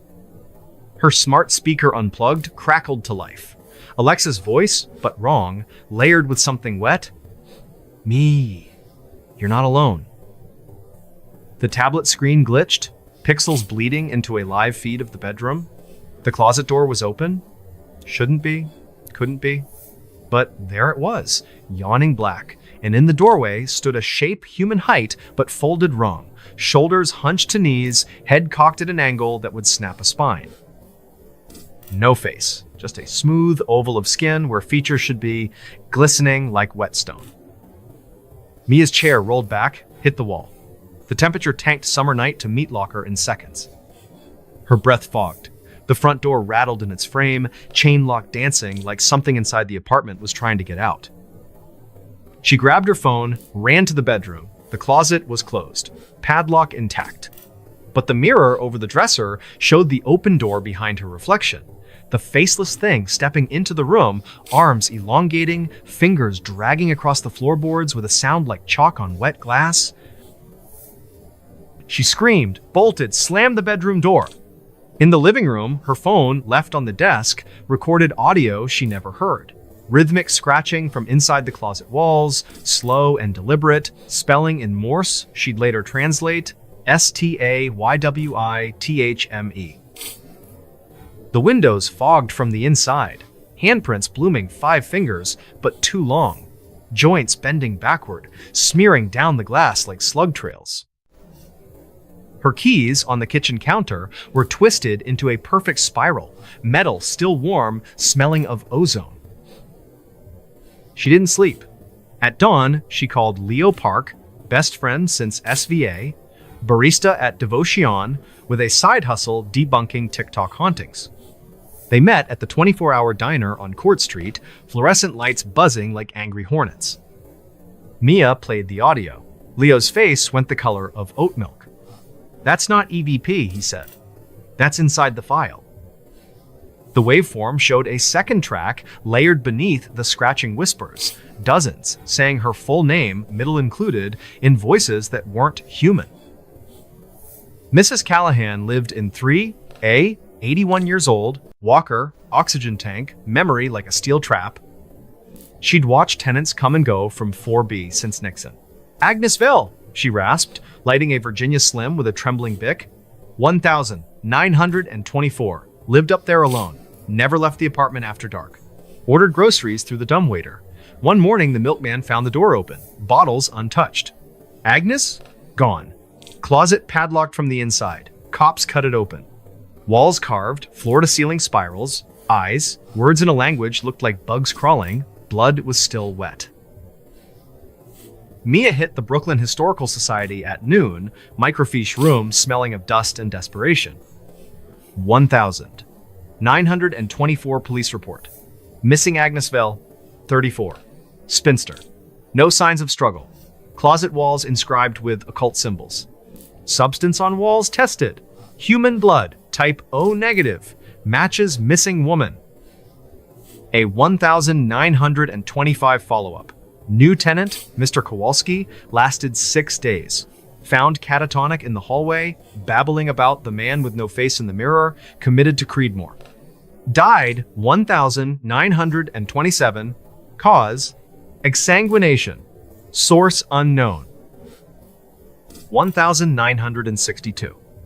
A jazz musician named Ray Delgado moved in, chasing cheap rent and inspiration. Recorded an album in 4B Closet Blues. Never released. Master tapes vanished with him. Only surviving track leaked online 2018, 3 minutes of saxophone, then Ray screaming, "It's wearing my face!" followed by wet tearing sounds.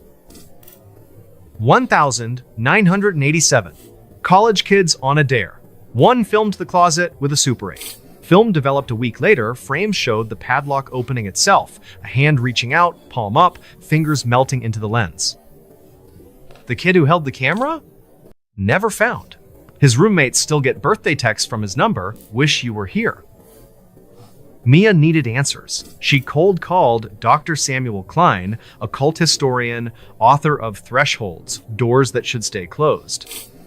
He agreed to meet at a Park Slope cafe, brought a leather satchel older than Mia.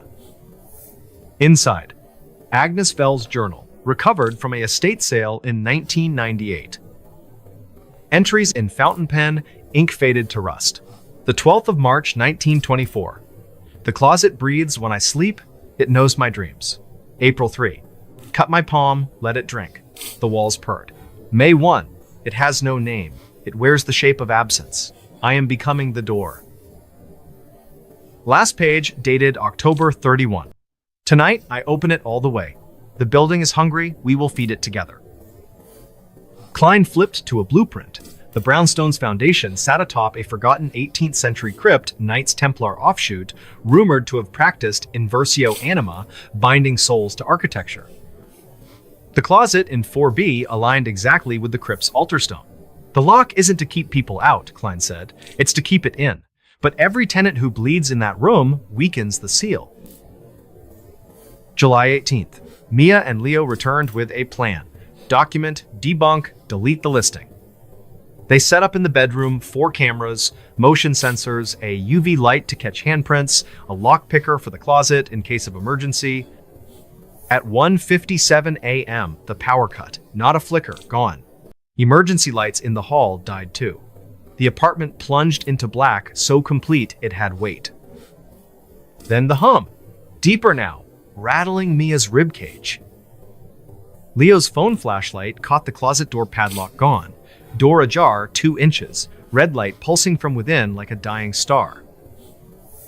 The motion sensor screamed. Camera 3, aimed at the closet, showed the gap widening on its own. Something stepped out. Not walked, unfolded. 7 feet tall, limbs jointed wrong, skin the color of wet cement. Where a face should be. A hole ringed with teeth that weren't teeth mirror shards, reflecting Mia's terrified eyes back at her, multiplied 100-fold. It moved without sound, but the floorboards screamed under it, wood splintering upward like teeth. Leo grabbed Mia's arm. Run! They bolted for the front door. Chain lock was locked. From the inside, key wouldn't turn metal, fuse solid. Behind them, the bedroom mirror cracked in a perfect spiral. The reflection stepped out of the glass, eyeless, mouths sewn shut with black thread reaching. The apartment walls bulged inward, plaster cracking to reveal brick that bled slow, thick black. Mia remembered the fire escape. Window stuck. Leo kicked it. Glass exploded outward. They climbed down, barefoot, shards slicing skin. On the street, sirens someone had called 911. Cops arrived to an empty apartment, door unlocked from the outside now. Closet sealed, padlock back, shiny and new. Cameras? Wiped. But the SD card in Mia's pocket missed in the chaos held 43 seconds of footage. It showed the thing standing in the living room, head tilted, then leaning into the lens until the screen filled with its tooth-ringed void. Last frame, Mia's face, but the eyes were mirror shards, blinking out of sync. Mia crashed at Leo's. 2 nights later, 2:03 a.m., his Keurig turned on by itself. Coffee brewed black, thick, smelling of earth. Cup on the counter spelled in grounds M-I-N-E. Leo's mirror fogged. Writing appeared. L-E-O-N-E-X-T. He moved to his sister's in Jersey the next day. Hasn't been back to Brooklyn since. August 2024. New tenant in 4B. A TikTok couple, 1.2 million followers, planning a haunted Airbnb series. Their intro video posted August 15th. Day 1 inch, the cursed closet apartment. Smash like if we survive. Last story, August 16th, 2:03 a.m. Live from the bedroom. The girl whispers, "Guys, the lock just fell off." Camera pans to the closet open, red glow strobing. The guy laughs nervously, then screaming. Feed cuts. Account deleted by user request 20 minutes later. 2025. The brownstone is condemned structural damage, vermin infestation. Demolition delayed indefinitely. Workers refused to enter after the third one vanished mid-shift. His hard hat was found in 4B. Brim chewed to splinters, inside lined with teeth marks that match human dental records, but no match in any database. Drones sent in show the closet door missing now, a hole in the wall leading to a staircase that descends below the foundation, steps carved from mirror glass, reflecting nothing. Mia lives in Pittsburgh now, under her mother's maiden name. She hasn't looked in a mirror in 6 months, uses a webcam for Zoom calls, keeps it covered when off. At 2:03 a.m., her phone buzzes with texts from unknown numbers. Photos of her sleeping, taken from inside her locked bedroom. Last week, a package arrived. No return address. Inside, the padlock from 4B, open. Chain links fused into the shape of her initials. Harold the landlord? Found dead in his office, throat cut ear to ear, but no blood at the scene. On his desk, a lease for 4B signed in fresh ink, tenant name, The Unseen. So here's the thing. The brownstone isn't haunted, it's tenanted. The closet isn't a door, it's a mouth. And it's got a waiting list. If you're ever on Willow Street and you see a for rent sign with no phone number, just a key taped to it, keep walking. Don't check the mirror. Don't listen at 2:03 a.m. And whatever you do, don't sign the lease. Because some apartments don't come with ghosts. They come with a roommate, and it's been there since the bricks were laid. Story 8. All right, folks, if you're the kind of person who likes to hang out in empty malls after closing, you might want to rethink that. Because what I'm about to tell you happened in a place that should have just been a boring, half-dead shopping center, but instead, it became something straight out of your worst nightmare. This is the story of Riverwalk Mall in Marion, Ohio, and the lights that don't just flicker. They watch. They wait. And sometimes, they take. Like I always say, sometimes the truth is way weirder and way scarier than anything you could make up. So grab something to hold on to, because we're going in. It all started in the winter of 2024. Riverwalk Mall was built back in the 82nds, one of those big, shiny indoor palaces that used to be packed with families, teenagers, and that unmistakable smell of pretzels and new sneakers. But by 2024, it was a ghost of itself. Half the stores were shuttered, the fountain in the food court hadn't worked in years, and the neon signs out front buzzed like dying insects. The place was so quiet at night, you could hear the escalators creak even when they weren't moving. And the lights, those long rows of fluorescent tubes, they never quite stayed steady. They'd flicker, dim, then surge back to life, like they were breathing. That's where Lucas Hayes comes in. Lucas was 28, practical guy, former college baseball player who blew out his knee senior year and ended up with a degree he couldn't use and a mountain of student debt. So he took the night security gig at Riverwalk, 10 p.m. to 6 a.m., walking those empty corridors with nothing but a flashlight, a radio, and a thermos of terrible coffee. His coworkers, mostly older guys who'd been there forever, kept dropping these weird warnings. Don't look at the lights too long, kid. If they start pulsing, get out of that wing. The arcade's the worst. Whatever you do, don't go in there alone after 1 a.m. Lucas laughed it off.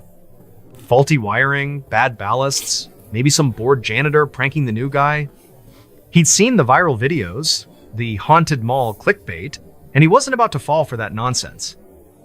But the mall had other plans. December 15th. 2024. 1:03 a.m., Lucas is doing his rounds on the second floor, passing the darkened sunglass hut, the abandoned Spencer's Gifts with its dusty lava lamps, when the lights start doing something wrong. Not just flickering, but strobing. Like a club, but colder, sharper. The shadows jump across the floor in jagged slashes, and Lucas feels the hair on his arms stand up. His radio crackles, but it's not his supervisor's voice. It's his name. Lucas? A whisper, dry, like wind through dead leaves. Stay. He stops dead in front of the old arcade fun zone the sign used to say, but half the letters are burnt out, so it just reads Foo Zone. The gates are down, padlocked, but through the metal grate, he sees movement. Not a person, not exactly. Something tall, thin, its body made of static, like TV snow given shape. No face, just a head that tilts slowly toward him. Lucas's flashlight dims, the beam shrinking like it's being sucked into the dark. And then his phone buzzes in his pocket. He pulls it out, and the camera app is open. Recording. On the screen, there's a face. Not human. Made of light, flickering, with two black voids where eyes should be staring right at him. The mouth opens, but no sound comes out. Just the word forming in the static. See. Lucas backs away, his boots squeaking on the tile, and that's when he feels it. The floor, vibrating. Not an earthquake, something under the tiles, pulsing. He looks down, and the grout between the squares is cracking. Black liquid seeps up, thick, oily, smelling like burnt plastic and copper. It spreads, slow, deliberate, forming letters right at his feet. See us? His walkie-talkie explodes with voices. Not one, dozens. Children laughing, women screaming, men growling, all saying his name in overlapping waves. The mall's PA system, which hasn't worked in years, suddenly hums to life. A low chant. Guttural. Ancient. Echoing through every corridor. Lucas runs. Past the pretzel stand, past the darkened kiosk selling phone cases, down the escalator that hasn't moved in a decade. He doesn't stop until he's outside, gasping in the freezing air, the parking lot lights buzzing overhead like angry hornets. He calls Tara. Tara's another guard, been there 2 years, tough as nails, doesn't scare easy. She meets him at the 24-hour diner on the edge of town, the one with the flickering open sign that never quite turns off. Lucas is shaking, shows her the phone video. The face, the word, the static figure that wasn't there when he looked with his own eyes. Tara's quiet for a long time. Then she says, "You need to talk to Earl." Earl's the janitor. Been mopping these floors since 1986. He's sitting in the corner booth, nursing a coffee that's more cream than coffee, hands like sandpaper from decades of bleach and floor wax. When Lucas shows him the video, Earl doesn't flinch. Just nods, slow, like he's been waiting for this.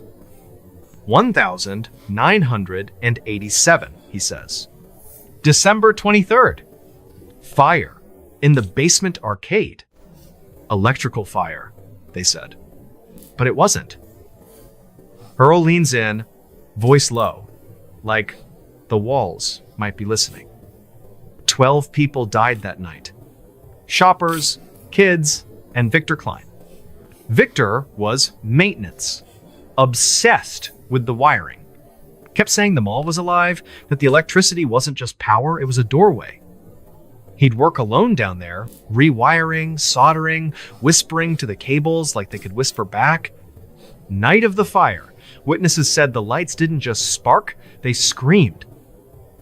When they found the bodies, they weren't burned. They were fused. Skin melted into the arcade machines, eyes wide open, mouths stretched like they were still screaming, but the screams were coming from the speakers. Victor, they never found all of him. Just his hand, still clutching a live wire, fingers black, but the wire was glowing. Like it was drinking him. Lucas doesn't sleep that night. He's at the library at 9 a.m., digging through microfilm, old newspapers, police reports. The fire made page 1, but the details, they got buried. One article mentioned unidentified vocalizations from the PA system during the blaze. Another, a paramedic statement about the victims' faces being etched into the circuit boards, like photographs burned into metal. A 1,992 security log, a guard quitting after his flashlight exploded in his hand, leaving burns in the shape of eyes. A 2005 message board post, a teenager claiming the photo booth in the arcade printed a picture of him, but with no eyes, and the timestamp was 3 hours in the future. The mall doesn't let go easy. Lucas goes back the next night, because rents do. Because he's not a quitter. But now, he's watching the lights. And they're watching him. Every night at 1 a.m., his flashlight dies. Not the battery, the bulb melts. Glass dripping like wax, black oil pooling inside the lens. The escalators start moving, backward, grinding, even though the power's off. He finds his reflection in the glass storefronts, but it's wrong. The reflection blinks a half second after he does. Smiles when he doesn't. One night, he sees Tara's reflection, but Tara's not there. Her reflection mouths his name, then reaches out, fingers pressing against the inside of the glass. He starts recording everything. Body cam, phone, even an old GoPro strapped to his chest. The footage? It's not normal. Timestamps jump. Audio captures whispers that aren't in the room. One clip, he's walking past the arcade and the gate is open. It shouldn't be. Inside, the machines are on. Pac-Man, Galaga, the basketball game, all glowing, but the screens aren't games. They're faces. Dozens of them, flickering, mouths moving in sync. "Feed us!" they chant, voices coming from the speakers, from the walls, from inside his skull. Tara quits after that. Shows up at Lucas's apartment at 3 a.m., eyes bloodshot, skin blistered in perfect circles where the lights touched her. "It wore your face," she whispers. "In the arcade, it looked like you, but the eyes, they were bulbs. Glowing. And it said, 'Come play.'" Lucas goes to the source. Dr. Miriam Cole, local historian, teaches at the community college, specializes in unexplained phenomena in Midwestern architecture. She meets him in the library basement, surrounded by boxes of yellowed documents. "The mall's built on a cemetery," she says without preamble. "Not on the plans, but the survey from 1978, it's there. Unmarked graves, 19th century. A cult, they called themselves the Luminari. Believed light was the path to ascension, that electricity could bridge the living and the dead. They'd bury their leaders with copper coils, glass orbs, waiting for the great illumination." Cole pulls out a map. The mall's foundation overlaid on the cemetery plot. The arcade? Dead center over the mass grave? The main electrical room? Built into what used to be the cult's chapel. "Victor Klein," she continues. "His grandfather was a Luminari. Family legend says Victor was trying to finish the ritual using the mall's grid as a conduit. The fire, it wasn't an accident. It was the awakening." December 22nd, Lucas's last night. He brings everything. 4 cameras, EMF detectors, the UV light, even a crucifix his mom mailed him after he told her he was having weird dreams. He sets up in the arcade, gates forced open, the air inside thick like breathing syrup. 12:58 a.m. The machines hum to life on their own. Screens flicker, showing the fire. 1,987. People running, mouths open in silent screams. 1 a.m. The lights go berserk. Strobing so fast, the air vibrates, a sound like 1,000 voices screaming through a broken radio. The cameras catch it. First, sparks from the ceiling. Then, forms. Human-shaped, but wrong. Bodies made of light and shadow.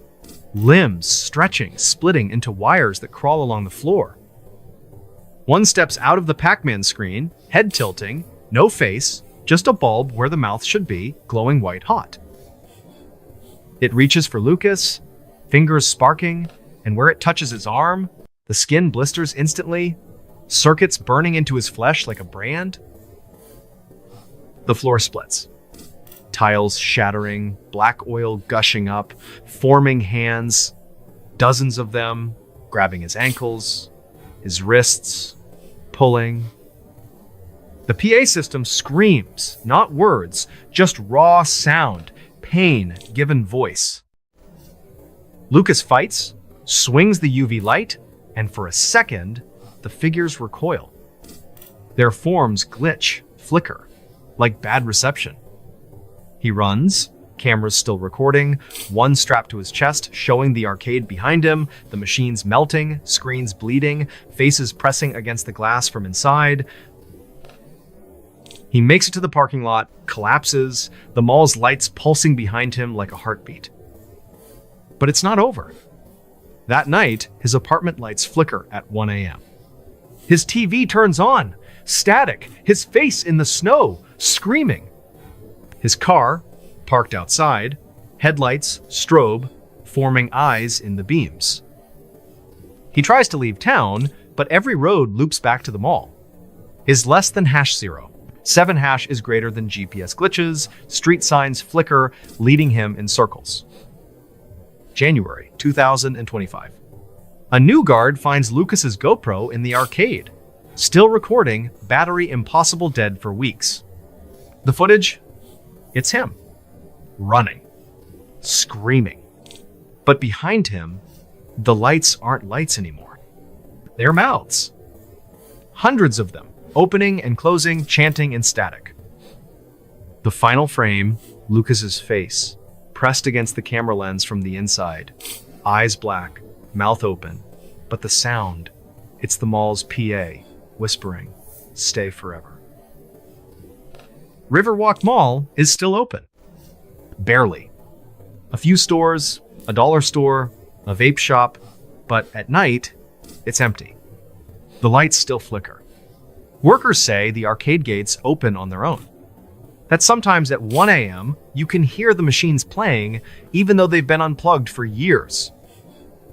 And if you look close, in the reflection of the darkened screens, you might see a face that isn't yours.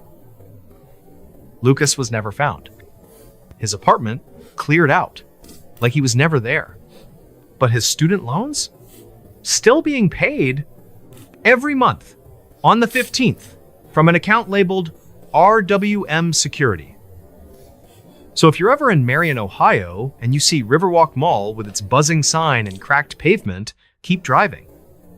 Because some places, they don't just close at 9 p.m. Some places never let you leave. And if you're inside after hours and the lights start to strobe, don't look up. Don't look at the reflections. And whatever you do, don't answer. When they say your name, because the lights, they're always hungry. And tonight, they might be hungry for you. Story 9. All right, folks, brace yourselves for a story that'll make you question what the government really knows and hides from us. This one's about a classified file so explosive, so downright terrifying, that the FBI allegedly went to extreme lengths to bury it deep in the shadows. In the annals of American intelligence, whispers of a document detailing events too bizarre for public eyes have circulated for decades. It's strange, it's dark, and it's deeply mysterious. Like I always say, sometimes the truth is weirder than anything you could dream up. So, pull up a chair because I'm about to tell you the story of the file the FBI tried to erase. It all traces back to the late 1942 in the dusty archives of the FBI's Washington headquarters, where Agent Harlan Reeves, a no-nonsense investigator fresh from World War II, was assigned to a routine case. Reeves was tasked with reviewing declassified wartime documents for potential national security threats.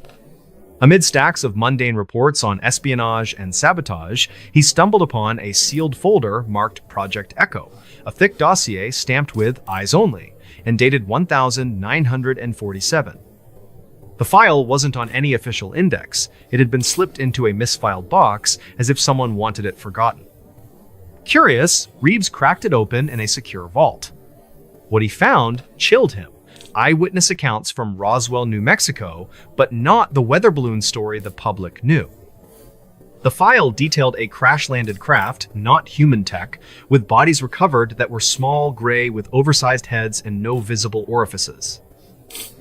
Attached were photos, charred debris with strange hieroglyphs, autopsies showing non-terrestrial physiology, and memos from high-level officials debating cover-ups.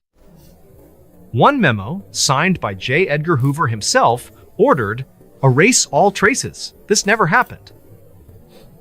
Reeves, skeptical but shaken, photocopied key pages before resealing the file.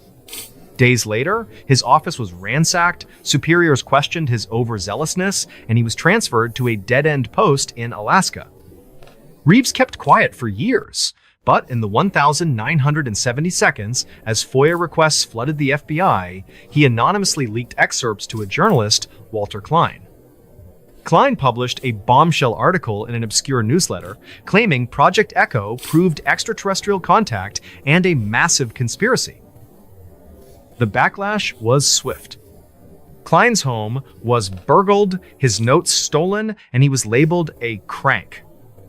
The FBI denied the file's existence, calling it a hoax, but whistleblowers emerged. A retired agent swore he'd seen the bodies in a secure facility, and a Roswell coroner described non-human remains shipped to D.C. In 1980, during a congressional hearing on UFOs, questions about Project Echo were shut down, with officials citing national security. Here's where it gets darker.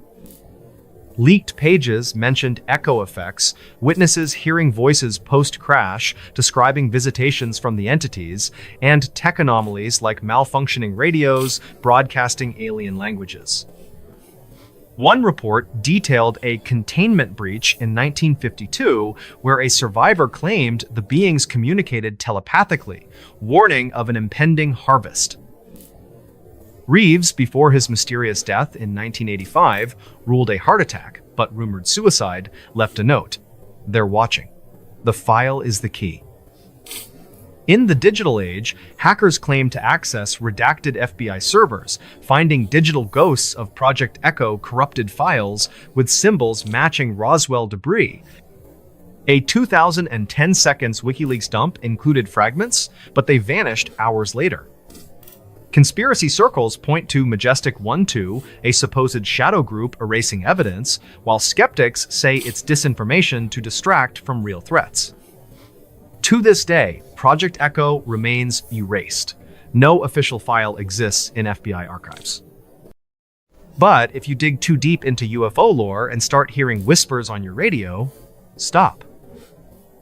Because some files aren't just hidden, they're protected by things that don't want to be found. Story 1. All right, folks, buckle up for a story that's strange, dark, and mysterious. This one comes from the quiet corners of a small college town in Virginia, where the line between campus legend and chilling reality blurs into something you can't quite shake. Like I always say, sometimes the truth, or at least the stories that feel too real to ignore, hits harder than any nightmare. So, if you're listening to this late at night, maybe double check your doors and windows, because today, I'm telling you the tale of the cursed dormitory of Willow Creek College. Picture this. It's the fall semester of 2022, and Willow Creek College, a modest liberal arts school tucked away in the rolling hills of rural Virginia, welcomes its latest batch of wide-eyed freshmen. The campus is idyllic on the surface, with ancient oak trees casting long shadows over brick buildings that date back to the 1882. But there's one spot that stands out, not for its charm, but for the way it makes your skin crawl. Hawthorne Hall. This ivy-cloaked dormitory, with its narrow hallways and creaking wooden floors, has been housing students for over a century. Yet, among the locals and alumni, it's whispered about as the Spiral Hall, a place where the past doesn't just linger, it reaches out and grabs you. Our story centers on Emma Caldwell, a 19-year-old anthropology major from a sleepy suburb in Ohio. Emma wasn't your typical freshman. She was a die-hard skeptic, the kind who'd spent her high school years running a blog called Mythbusters Anonymous, where she'd dissect urban legends, ghost stories, and conspiracy theories with cold, hard logic. Ghosts? Please? She'd scoff. It's all psychology and bad wiring. So when she got assigned to room 312 on the third floor of Hawthorne Hall, she dismissed the warnings from upperclassmen as nothing more than hazing pranks. Oh, the dorm's haunted? Sure, and the cafeteria serves gourmet meals. She'd joke with her new roommate, Sophie, a bubbly art student from California. But from the moment Emma stepped into Hawthorne, something felt off. The air inside was thicker, almost resistant, like walking through invisible cobwebs. The hallways carried a faint, antiseptic smell, reminiscent of an old hospital that no amount of air freshener could mask. And the third floor? It was always colder, even on warm September days, as if the building itself was exhaling a perpetual chill. Students avoided lingering there after dark, claiming the lights flickered without reason and shadows seemed to stretch longer than they should. Emma chalked it up to poor insulation and overactive imaginations. That is, until the night of September 15th. It was around midnight, and Emma was alone in her room, buried in textbooks for an upcoming anthropology exam on ancient symbols and rituals. Sophie was out at a frat party, leaving the dorm eerily quiet. The only sounds were the occasional creak of settling wood and the distant hum of crickets outside.